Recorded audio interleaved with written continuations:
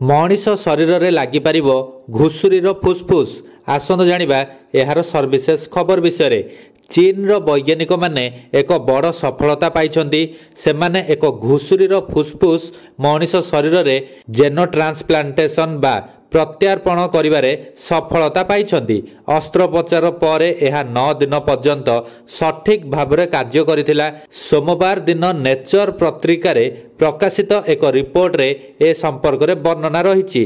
चीन वैज्ञानिक एवं डाक्टर माने घोषणा करिछन्ति जे प्रथम थर पई एक जेनेटिकल मॉडिफाइड बी जीन्य विकसित घुषुर फुसफुस को मनीष शरीर में प्रतिरोपण करा जायछि। दक्षिण चीन शहर ग्यांगजोर नेशनल क्लिनिकल रिसर्च रो वैज्ञानिक माने ए घुषुरी फुसफुस को जड़े ब्रेनडेड व्यक्ति शरीर में प्रतिरोपण करथिले।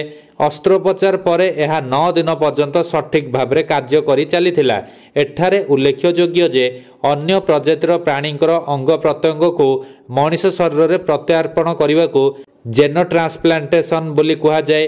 ग्यांगजोर वैज्ञानिक माने कहिसंति जे घुषुरी हृत्पिंड और फुसफुस मनीष शरीर में प्रत्यार्पित करा जाय परिबो, किंतु गठन रे जटिलता दृष्टि फुसफुस प्रत्यार्पण एक जटिलपूर्ण काम और चैलेंजिंग पूर्ण।